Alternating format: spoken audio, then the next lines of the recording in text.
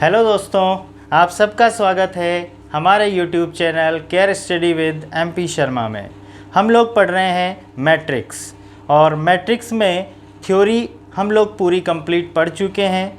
आज हम लोग हल करने जाएंगे प्रश्नमाला 3.2 को। प्रश्नमाला 3.2 का पहला सवाल है जिसमें आपको दो मैट्रिक्स दे रखी है A और B। आपसे सवाल में पूछा है A+B और A-B क्या होगा। तो देखो, जब भी दो मैट्रिक्सों को आप जोड़ोगे या घटाओगे तो कब ऐसा संभव होगा, तो ध्यान रखना कि मैट्रिक्सों को तभी जोड़ा या घटाया जा सकेगा जब उन दोनों मैट्रिक्सों के ऑर्डर सेम हो। तो यहाँ पर देखिए, पहली मैट्रिक्स का ऑर्डर है 2 × 3, दूसरी मैट्रिक्स का ऑर्डर भी है 2/3, यानी दोनों ऑर्डर सेम है, मतलब जोड़ा और घटाया जा सकता है। फिर बात करें कि कैसे जोड़ते हैं और कैसे घटाते हैं, तो बहुत ही आसान है। संगत अवयव, जैसे -3 के संगत यहाँ पर क्या है 3, तो -3 में 3 जोड़ेंगे या घटाएंगे। 2 के संगत क्या है 5, तो 2 में 5 जोड़ेंगे और जब घटाना होगा तो घटाएंगे। इसी प्रकार से ये क्रम फॉलो होता है। तो देखते हैं इस प्रश्न का उत्तर क्या होगा। तो इस प्रश्न का हल देखते हैं। सबसे पहले अपने को ज्ञात करना है A+B। तो देखो, A+B करने के लिए मैं यहाँ लिखूंगा मैट्रिक्स A क्या है, -3 2 1 1 -4 7, और दूसरी मैट्रिक्स क्या है B 3 5 -2 -1 4 -2। दोनों मैट्रिक्स को जोड़ना है तो संगत अवयव को जोड़ दीजिए। संगत अवयव क्या है -3 + 3, 2 में जुड़ेगा 5, 2 + 5, 1 प्लस -2 करेंगे तो 1 - 2 हो जाएगा, 1 - 1 -4 + 4 7 -2। फाइनली जो A+B आपको मैट्रिक्स मिलेगी वो क्या मिलेगी, -3 + 3 किया 0, 2 + 5 7, 1 - 2 -1, 1 - 1 0, -4 + 4 0 और 7 - 2 मिला 5, जिसका ऑर्डर क्या है 2/3। ऑर्डर में कोई चेंज नहीं आएगा। जब भी आप जोड़ोगे और घटाओगे तो रिज़ल्ट में वही ऑर्डर मिलेगा जो आपको सवाल में दिया गया है। तो इस प्रकार से दो मैट्रिक्स को जोड़ा जाता है। नोट कर लीजिए इसको। अब बात करते हैं कि इन दोनों मैट्रिक्स को घटाने पर क्या मिलेगा। तो जहाँ प्लस किया था वहाँ पर अब अपने को क्या करना है, माइनस करना है। तो देखो A - B, बीच में लग जाएगा माइनस। अब संगत अवयवों को आपने जोड़ा था, यहाँ पर माइनस कर देंगे। तो -3 -3, 2 - 5, 1 -2। यहाँ ध्यान देने वाली बात है, बस इसमें गड़बड़ होगी तो साइन नोटेशन में आप गड़बड़ कर सकते हो। देखो 1 -2, तो माइनस माइनस हो जाएगा प्लस, यानी 1 में से -2 को घटाना है। यानी 1 में से -2 को घटाने का मतलब हुआ कि 1 में 2 को जोड़ना है। 1 -1, यहाँ पर भी क्या होगा 1 + 1, -4 -4, 7 -2 यानी 7 + 2। तो जो रिज़ल्ट मिलेगा A - B वो क्या मिल जाएगा, -6, 2 - 5 किया -3, 1 + 2 किया 3, 1 + 1 किया 2, -4 -4 हुआ -8 और 7 + 2 हुआ 9। यानी इन दोनों मैट्रिक्सों को घटाने पर जो फाइनल A - B मैट्रिक्स मिलेगी वो ये होगी। क्लियर है बच्चों। तो इस प्रकार से दो मैट्रिक्सों को जोड़ा और घटाया जाता है। नोट कर लीजिए। अगला प्रश्न है प्रश्न संख्या 2। प्रश्न संख्या 2 में आपको दिया है A+B एक मैट्रिक्स 2 × 2 क्रम की। अब ये 2 × 2 क्रम की है, इसको बोलेंगे स्क्वायर मैट्रिक्स। दूसरी मैट्रिक्स दे रखी है A माइनस बी, ये भी 2 इंटू 2 क्रम की। मैंने मान लिया कि ये समीकरण 1 है और दूसरा ये समीकरण 2 है। आपसे सवाल ने पूछा है कि A और B को ज्ञात कीजिए। A और B ज्ञात करने के लिए मैं क्या करूँगा, एक बार समीकरण 1 और 2 को जोड़ दूँगा, तो जैसे ही जोड़ूँगा B से B कट जाएगा, आपको A मिल जाएगा। फिर 1 में से 2 को घटा दूँगा, A कट जाएगा तो आपको B मिल जाएगा। बहुत ही आसान है। तो सबसे पहले मैं क्या करता हूँ, समीकरण 1 व 2 को जोड़ने पर, तो जब आप जोड़ोगे तो B से B कैंसिल हो जाएगा, आपको मिलेगा 2A इज इक्वल टू, जोड़ना है -7 के संगत क्या है 3, तो -7 + 3। 0 के संगत आप देखोगे आपको मिलेगा -2, 2 + 0 -5 + 3। सोल्व कर लो तो 2A आपको मिल जाएगा, -4 -2 2 और -2। तो A आपका निकल गया। A क्या आ जाएगा, ये जो 2 होगा ये डिवाइड में आएगा, और कोई भी चीज़ जब मैट्रिक्स के बाहर, चाहे वो गुणा में हो चाहे वो डिवाइड में हो, जब वो अंदर जाती है तो प्रत्येक अवयव के साथ लगती है। तो यहाँ पर 1/2 प्रत्येक अवयव से गुणा होगा, प्रत्येक अवयव से गुणा होगा तो ये तो हो जाएगा -2, ये हो जाएगा -1, ये 1 और ये -1, और ये आपका हो जाएगा A मैट्रिक्स, जो आपसे सवाल में पूछा गया था। इसी प्रकार आप ज्ञात करोगे B। तो B ज्ञात करने के लिए आप क्या करोगे, आप लिखोगे इसी प्रकार समीकरण 1 - 2 करने पर, 1 में से 2 को घटाओगे तो A में से A घटेगा तो A तो कैंसिल, B में से -B घटेगा मतलब जुड़ जाएगा, और ये कितना हो जाएगा 2B।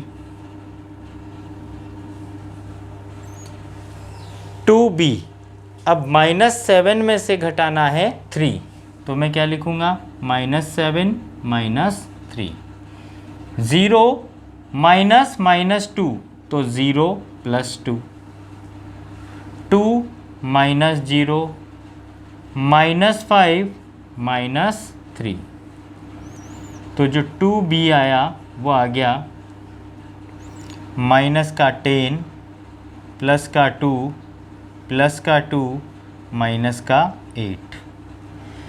तो B जो होगा वो हो जाएगा, इस 2 का भाग लगेगा हर अवयव में, तो ये हो जाएगी मैट्रिक्स फाइनल B मैट्रिक्स -5 1 1 और -4।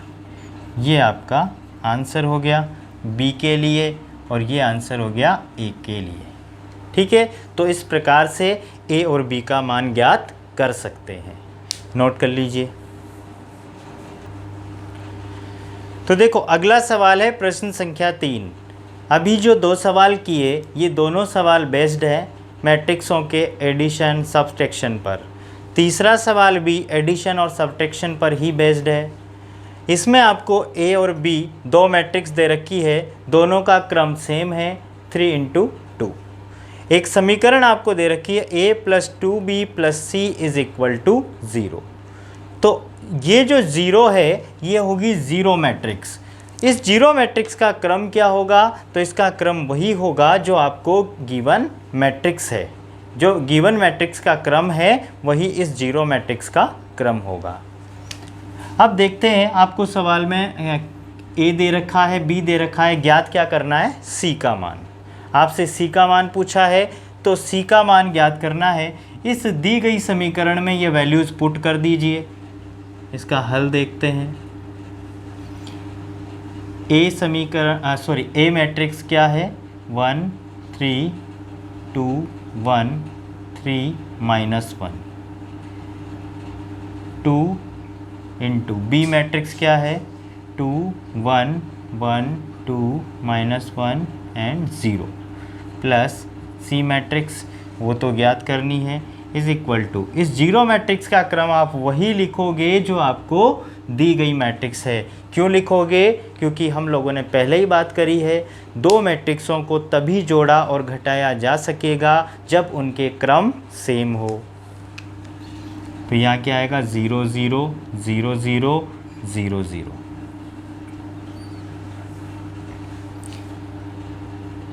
ए मैट्रिक्स 1 3 2 1 3 -1 प्लस देखो ये 2 मल्टीप्लाई में है, चाहे मल्टीप्लाई हो चाहे डिवाइड हो, हर अवयव से मल्टीप्लाई और डिवाइड होता है।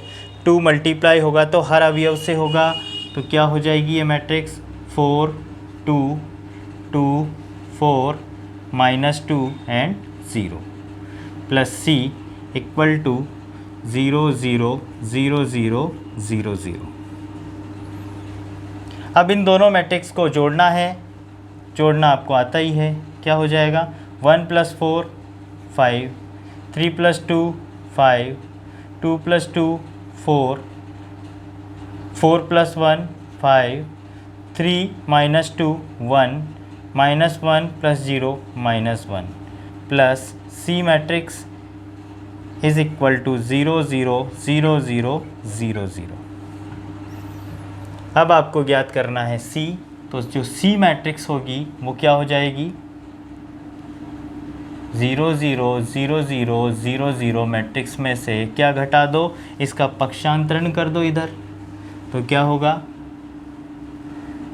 5 5 4 5 1 -1।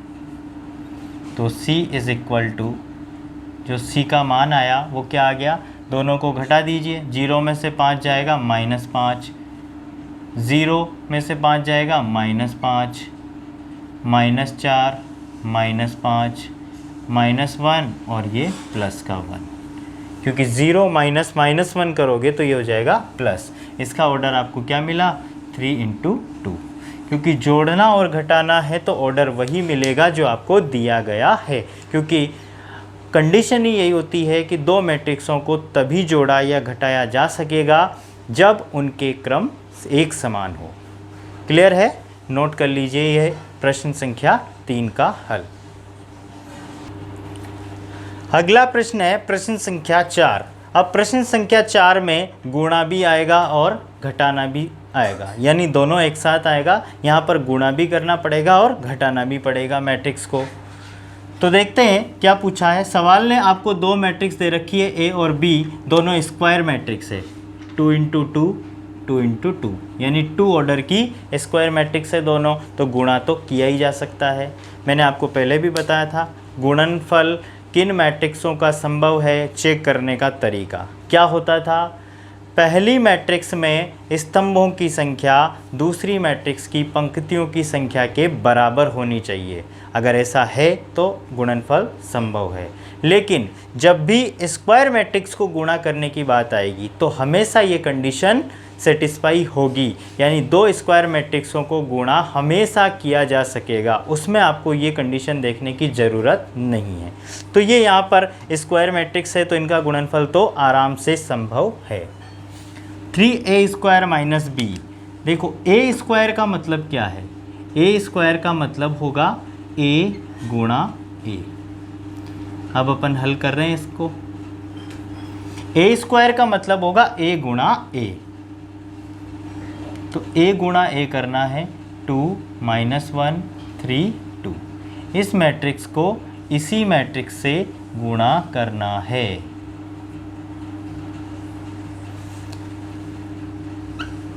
गुणा करते हैं, जब गुणा करते हैं तो पहली मैट्रिक्स की तो लेते हैं रो और दूसरी मैट्रिक्स का लेते हैं कॉलम। तो a² का जो मान होगा वो क्या होगा, देखो ये पहली पंक्ति लीजिए, पहला कॉलम लीजिए, 2 होगा गुणा 2 से 4, फिर प्लस आता है लेकिन -1 और 3 मल्टीप्लाई होगा तो -3 आएगा, तो वो प्लस को बना देगा माइनस। फिर पहली पंक्ति और दूसरा कॉलम, तो 2 को -1 से मल्टीप्लाई करेंगे, ये आएगा -2, -1 को 2 से मल्टीप्लाई करेंगे, ये आएगा -2। फिर लेते हैं दूसरी पंक्ति, 3 को मल्टीप्लाई करेंगे 2 से तो आएगा 6, 2 को मल्टीप्लाई करेंगे 3 से तो ये आएगा 6। फिर दूसरी पंक्ति, दूसरा कॉलम, 3 को मल्टीप्लाई किया -1 से तो मिला -3, 2 को मल्टीप्लाई किया 2 से तो मिला 4। यानी जो ए स्क्वायर का मान मिला वो मिला 4 - 3 1, -2 - 2 -4, 6 + 6 12, -3 + 4 + 1। ए स्क्वायर की वैल्यू फाइंड कर ली। अब जो ज्ञात करना है उसमें मान रख दीजिए। तो ज्ञात क्या करना है, 3a² - b। तो 3a² का मान जो आपने ज्ञात किया है 1 -4 12 1 माइनस b क्या है 0 4 -1 एंड 7। तो इक्वल टू, तो 3 जो मल्टीप्लाई होगा तो 3 मल्टीप्लाई होगा 1 -4 12 और 1, हर एलिमेंट से 3 मल्टीप्लाई होगा। तो क्या हो जाएगा यहाँ पर 3 -12 36 एंड 3 और माइनस, अच्छा यहाँ प्रश्न में 3a² - 2b का मान ज्ञात करना है। तो यहाँ पर 2 और है सवाल में, तो ये 2b हर एलिमेंट से मल्टीप्लाई होगा। तो ये हो जाएगा 0, 0 से 2 मल्टीप्लाई होगा 0 ही रहेगा, ये हो जाएगा 8 -2 एंड 14। तो जो 3a² - 2b की वैल्यू है वो क्या हो जाएगी, देखो बच्चों 3 - 0 यानी 3, -12 -8 -20, 36 -2 यानी कि +2, ये हो जाएगा 38, 3 - 14 यानी कि -11 और ये हो जाएगा आपका आंसर। तो इस प्रकार से इस तरीके के प्रश्नों को हल करना बहुत ही आसान है। अगर आपको मल्टीप्लिकेशन आता है तो मैट्रिक्स आपके लिए बहुत आसान चैप्टर है और ये मैथमेटिक्स का एक स्कोरिंग चैप्टर भी कह सकते हो आप इसको, क्योंकि अगर आपने गुणा करना सीख लिया मैट्रिक्स को, मतलब आपका मैट्रिक्स का सवाल गलत नहीं होगा। और अगर फिर भी गलत होता है तो इसका मतलब आप कहीं ना कहीं प्लस माइनस की मिस्टेक करोगे, उसी की वजह से गलती होगी। कॉन्सेप्ट की वजह से कभी सवाल आपका गलत नहीं होगा, कैलकुलेशन की वजह से गलत हो सकता है। तो उसके लिए तो आपको प्रैक्टिस करने की ज़रूरत है। जितनी ज़्यादा आप प्रैक्टिस करेंगे कैलकुलेशन मिस्टेक्स आपकी उतनी ही कम होगी। तो नोट कर लीजिए। अगला सवाल है प्रश्न संख्या 5। प्रश्न संख्या 5 आधारित है एक गुणधर्म जो हम लोगों ने पढ़ा था। कौन सा गुणधर्म पढ़ा था, जब मैट्रिक्सों को गुणा करते हैं तो मैट्रिक्सों का जो गुणनफल होता है वो क्रम विनिमय नियम की पालना नहीं करता है। ये हम लोगों ने पिछले वीडियो में सीखा था। वही प्रॉपर्टी है जो प्रूव करनी है एक उदाहरण से। ऐसा इसको मान लीजिए आप, ए कोई मैट्रिक्स है 2 × 4 ऑर्डर की, बी कोई मैट्रिक्स है 4 × 2 ऑर्डर की। आपको प्रूव करके बताना है कि ए को बी से गुणा करने पर जो रिज़ल्ट मिलेगा वो रिज़ल्ट कुछ और होगा जब b को a से गुणा करने पर रिजल्ट मिलता है उससे। तो इसके लिए हम लोग क्या करेंगे, पहले देखेंगे कि a और b को गुणा करना संभव भी है या नहीं है। तो मैंने आपको बताया था कि कैसे चेक करते हैं। a का ऑर्डर उठाइए आप 2 × 4, b का ऑर्डर 4 × 2। तो यहाँ पर आप देखिए 4 और 4 इक्वल है। पहली जो मैट्रिक्स है उसके अंदर कॉलम्स की संख्या और दूसरी मैट्रिक्स में रोज़ की संख्या सेम है, मतलब ए बी संभव है। यानी मैं यहाँ क्या लिखूँगा, ए बी संभव है। अब चेक करो बी ए। तो बी ए के लिए पहले क्या लिखोगे आप, 4 × 2, बी का ऑर्डर, ए का ऑर्डर क्या है 2 × 4। फिर चेक करो आप इक्वल टू 2, यानी बी ए भी क्या है, संभव है। अच्छा, ऐसा क्यों किया मैंने, पहले क्यों चेक किया भैया? इसलिए चेक किया, अगर ए बी संभव होता और बी ए संभव नहीं होता तो सवाल को आगे हल करने की ज़रूरत ही नहीं थी। आप लिख देते कि ए बी संभव है, बी ए संभव नहीं है, इसलिए A B is not equal to B A. परंतु यहाँ पर क्या हुआ कि ए बी संभव है, बी ए भी संभव है, तो अब तो आपको गुणा करके चेक करना पड़ेगा कि ए बी संभव है, बी ए संभव है, तो ए बी और बी ए बराबर है या नहीं है। तो ए बी ज्ञात करने के लिए दोनों मैट्रिक्सों को गुणा करते हैं, 0 1 2 3 3 2 1 0। ये तो हो गई ए मैट्रिक्स। दूसरी मैट्रिक्स है बी, 0 3 1 2 2 1 3 0। गुणा करने का तरीका, पहली मैट्रिक्स की तो पंक्ति लेते हैं और दूसरे मैट्रिक्स का कॉलम। तो जो ए बी गुणनफल आपको मिलेगा वो क्या मिलेगा, देखो 0 मल्टीप्लाई होगा 0 से 0, फिर आता है प्लस 1 मल्टीप्लाई होगा 1 से 1, प्लस 2 मल्टीप्लाई होगा 2 से यानी 4, प्लस 3 मल्टीप्लाई होगा 3 से यानी 9। ये पहला एलिमेंट। अब पहली पंक्ति दूसरा कॉलम, तो 0 मल्टीप्लाई होगा 3 से यानी 0, 1 मल्टीप्लाई होगा 2 से 2, प्लस 2 मल्टीप्लाई होगा 1 से 2, प्लस 3 मल्टीप्लाई होगा 0 से यानी 0। अब लेते हैं दूसरी पंक्ति। दूसरी पंक्ति से पहले कॉलम को मल्टीप्लाई करेंगे तो 3 मल्टीप्लाई होगा 0 से यानी 0, प्लस 2 मल्टीप्लाई होगा 1 से 2, प्लस 1 मल्टीप्लाई होगा 2 से 2, 0 मल्टीप्लाई होगा 3 से 0। अब दूसरी पंक्ति दूसरा कॉलम, 3 मल्टीप्लाई होगा 3 से 9, प्लस 2 मल्टीप्लाई होगा 2 से 4, 1 मल्टीप्लाई होगा 1 से 1, 0 मल्टीप्लाई होगा 0 से 0। तो जो मैट्रिक्स मिली उसका ऑर्डर क्या मिला, 2 इंटू 2। क्या मिलना था, जब आप ए बी करोगे तो बचे हुए क्या है, 2 इंटू 2, तो 2 इंटू 2 का ही तो मैट्रिक्स मिला। क्लियर है बात?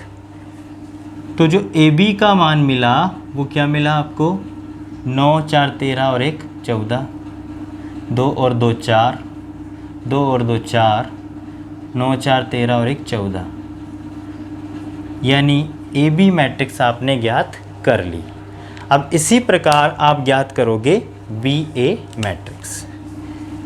तो देखते हैं, बी ए में बी को आप पहले लिखोगे, 0 3 1 2 2 1 3 0, ये बी मैट्रिक्स गुणा ए मैट्रिक्स, 0 1 2 3 3 2 1 0। तो जो बी ए मैट्रिक्स होगी वो क्या होगी, देखो पहली मैट्रिक्स की रो लेते हैं, दूसरी मैट्रिक्स का कॉलम लेते हैं। 0 मल्टीप्लाई होगा 0 से 0, प्लस 3 मल्टीप्लाई होगा 3 से 9। फिर अगले कॉलम में जाइए, 0 मल्टीप्लाई होगा 1 से 0, 3 मल्टीप्लाई होगा 2 से 6। फिर आगे चलिए, 0 मल्टीप्लाई होगा 2 से 0, 3 मल्टीप्लाई होगा 1 से 3, 0 मल्टीप्लाई होगा 3 से 0 और 3 मल्टीप्लाई होगा 0 से 0। पहली पंक्ति का काम ख़त्म। दूसरी पंक्ति लेते हैं, 1 मल्टीप्लाई होगा 0 से 0, 2 मल्टीप्लाई होगा 3 से 6, 1 प्लस 4, 2 प्लस 2, 3 प्लस 0। आगे चलें, तीसरी रो, 2 मल्टीप्लाई होगा 0 से 0, 1 मल्टीप्लाई होगा 3 से 3, 2 मल्टीप्लाई होगा 1 से 2 प्लस 2, 4 प्लस 1, 6 प्लस 0 और लास्ट चौथी पंक्ति, 3 मल्टीप्लाई होगा 0 से 0 plus 0, 3 plus 0, 6 plus 0, 6 plus 3 into 3 होगा 9 प्लस 0। यानी जो बी ए मिला वो क्या मिला आपको? 9 6 3 0 6 5 4 3 3 4 5 6 0 3 6 9। ऑर्डर क्या है? 1 2 3 4 पंक्तियाँ और 4 column. 4 into 4 matrix, 4 into 4 order की मैट्रिक्स मिली। देखने की ज़रूरत ही नहीं है। 4 इंटू 4 ऑर्डर की मैट्रिक्स है बी ए और 2 इंटू 2 ऑर्डर की मैट्रिक्स है ए बी। तो दो मैट्रिक्स तो बराबर हो ही नहीं सकती, क्योंकि दो मैट्रिक्सों के बराबर होने के लिए पहली कंडीशन ही क्या होती है कि दोनों के ऑर्डर सेम होने चाहिए। तो स्पष्ट है कि यहाँ पर ए बी और बी ए इक्वल नहीं है। अतः आप क्या लिख सकते हो? अतः स्पष्ट है कि A B is not equal to B A, और यही आपको प्रूव करना था। तो मैंने आपको बताया कि अगर आपको गुणा करना आता है मैट्रिक्स को, तो मैट्रिक्स जो टॉपिक है वो बहुत ही आसान है। नोट कर लीजिए। अगला सवाल है प्रश्न संख्या 6। ये सवाल परीक्षा की दृष्टि से बहुत इम्पोर्टेंट सवाल है, क्योंकि मैट्रिक्स के अंदर ट्रिग्नोमेट्री घुस गई है। ट्रिग्नोमेट्री मैथमेटिक्स की एक ऐसी शाखा है जो कहीं भी घुस जाती है। जैसा कि यहाँ हुआ, मैट्रिक्स के अंदर घुस गई, फलन आ गया f(x = cos x minus sine x. आप बोलोगे सर मैट्रिक्स के अंदर फलन का क्या काम? तो भैया मैट्रिक्स की डेफिनेशन ही क्या होती है? संख्याओं अथवा फलनों का आयताकार विन्यास मैट्रिक्स कहलाता है। यानी मैट्रिक्स के अंदर फंक्शन भी हो सकता है, मैट्रिक्स के अंदर नंबर्स भी हो सकते हैं। क्लियर है बात?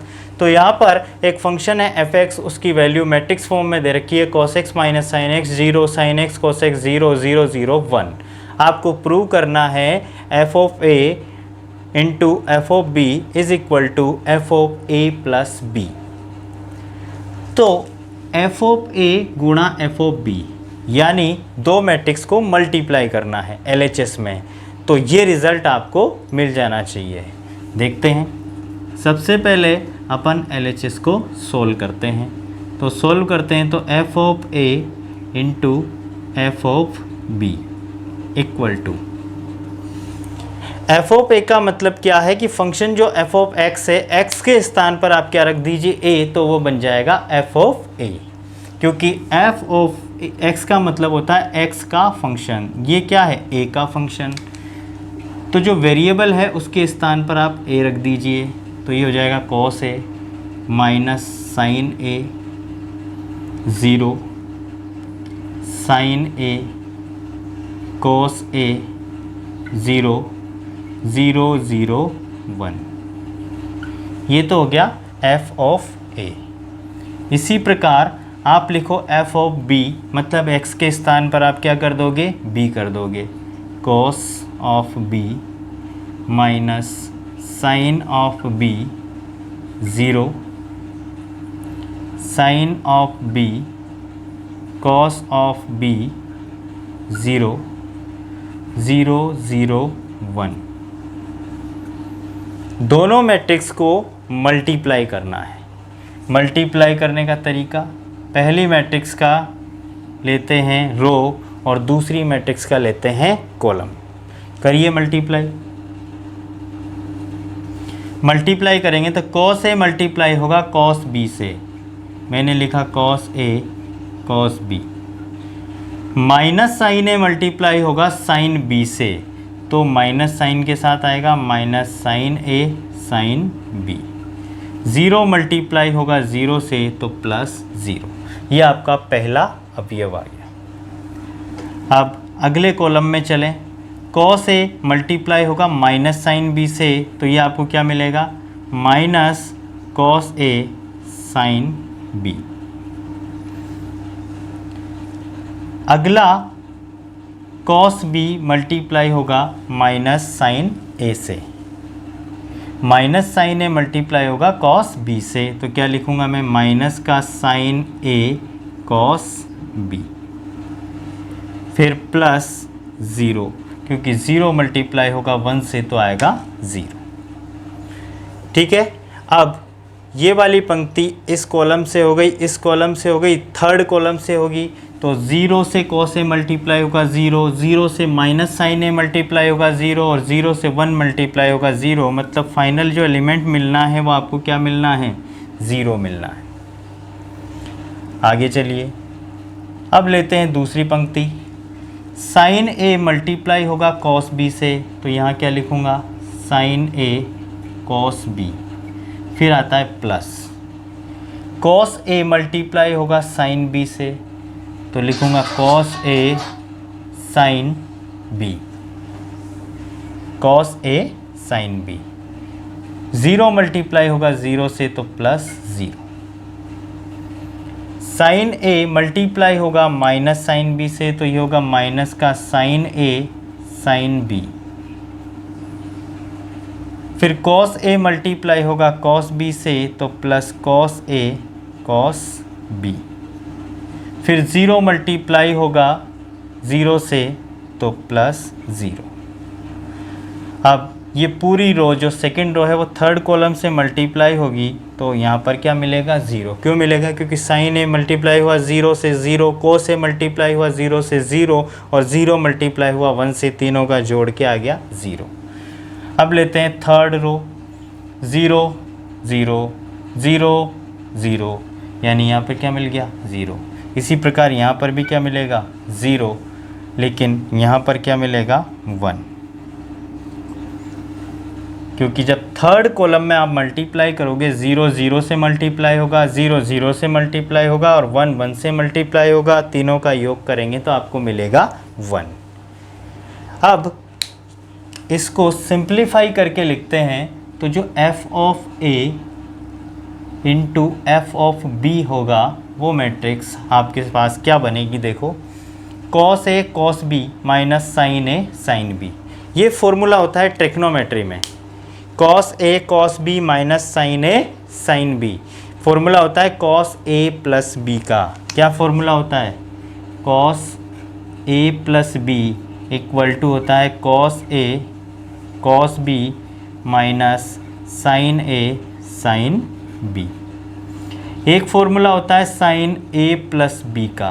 क्या होता है, sine a cos b plus cos a sine b। इन दो फॉर्मूलों का यहाँ पर प्रयोग होगा। दूसरा फॉर्मूला यहाँ बनेगा, यहाँ से अगर मैं माइनस कॉमन बाहर ले लेता हूँ तो क्या बचेगा, cos a sine b plus sine a cos b। ये वाली चीज़ बन रही है, तो माइनस कॉमन के साथ बनेगा साइन a प्लस b और यहाँ पर बनेगा cos a प्लस b। इसी प्रकार यहाँ बनेगा साइन a प्लस b, यहाँ बनेगा cos a प्लस b, क्योंकि cos a cos b minus sine a sine b। इन दोनों फॉर्मूलों का प्रयोग करने पर आपके पास जो F A dot F B आएगा वो आ जाएगा cos of a plus b, ये होगा minus sine of a plus b, यहाँ पर 0 है ही, ये होगा साइन a प्लस b, ये होगा cos of a plus b, यहाँ 0 है ही, 0 0 एंड 1। तो इस प्रकार से आपने LHS को हल करके FA गुणा FB कैलकुलेट कर लिया। अब RHS में होगा f of a plus b, उसको अपन हल करेंगे, लेकिन यहाँ तक आप नोट कर लें ताकि नीचे का मिटा दें और आगे अपन बढ़ते हैं। तो LHS हम लोगों ने प्राप्त कर ली है। अब देखते हैं RHS को। RHS में आपके पास क्या है, f of a plus b। f of a और f ऑफ b कैसे लिखा था आपने, x के स्थान पर a कर दिया तो f ऑफ a मिल गया, x के स्थान पर b कर दिया तो f ऑफ b मिल गया। तो इसी प्रकार f of a plus b कब मिलेगा, जब x के स्थान पर आप क्या कर दो, a प्लस b। तो f of a plus b क्या मिलेगा, कॉस x के स्थान पर आप क्या लिख दो, a plus B, minus sine x के स्थान पर a plus B, 0 sine x के स्थान पर a plus B, cos x के स्थान पर a प्लस बी, 0 0 0 एंड 1। अब ध्यान से देखो, ये आपकी RHS और ये आपकी LHS दोनों बराबर है। आप चाहो तो इसको समीकरण 1 दे दो, इसको समीकरण 2 दे दो, और यहाँ लिख दो कि समीकरण 1 व 2 से f ऑफ a गुणा f of b is equal to f of a plus b। ये हो गया सिद्ध। ठीक है बच्चों, तो आज आप लोगों को ये वीडियो कैसा लगा? अगर अच्छा लगा तो प्लीज़ लाइक कीजिए वीडियो को, और ज़्यादा से ज़्यादा लोगों में इसको शेयर कीजिए, चैनल को सब्सक्राइब कीजिए, ताकि हम आपके लिए इसी प्रकार नए नए वीडियोस लेकर आते रहें। और ध्यान रखो, जो नोटिफिकेशन के लिए बेल आइकन है उसको ज़रूर प्रेस करें, ताकि जब भी कोई नया वीडियो हम लोग डालें तो आपके पास उसका नोटिफिकेशन पहुंच जाए। धन्यवाद।